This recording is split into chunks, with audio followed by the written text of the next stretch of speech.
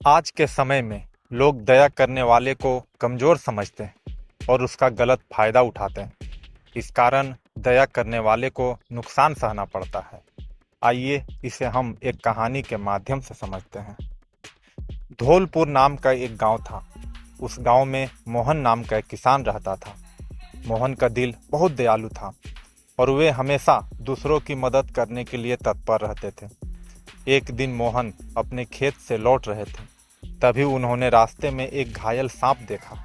सांप का शरीर चोटिल था और वह मुश्किल से हिल पा रहा था। मोहन को उस पर बड़ी दया आई।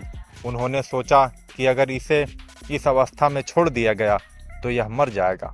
इसलिए अपनी दया के कारण मोहन उस सांप को उठाया और अपने घर ले आया और सांप का देखभाल सही तरीके से करने लगा। लेकिन मोहन को यह अंदाजा नहीं था कि उसका यह दयालु कार्य उसे भविष्य में परेशानी में डाल सकता है। कुछ महीनों बाद सांप पूरी तरह से ठीक हो गया और अब वह पहले जैसा चलने फिरने लगा। मोहन ने सोचा कि अब समय आ गया है कि वह उसे जंगल में छोड़ दे। लेकिन एक रात जब मोहन सो रहा था, सांप ने अचानक उसे डस लिया। मोहन आश्चर्यचकित था और उसने सांप से पूछा, मैंने तुम्हारी जान बचाई, तुम्हारी सेवा की, फिर तुमने मुझे क्यों काटा? सांप ने उत्तर दिया, यह मेरी आदत है। चाहे कोई मेरी कितने भी मदद करे, मैं डसने से किसी को नहीं छोड़ सकता।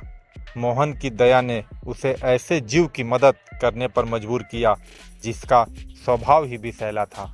इस घटना से मोहन को समझ में आया कि हर जगह दया दिखाना सही नहीं होता। कभी कभी हमें आसपास के माहौल को ठीक से समझना चाहिए और फिर निर्णय लेना चाहिए, नहीं तो अधिक दया दुख के लिए दुख का कारण बन सकता है।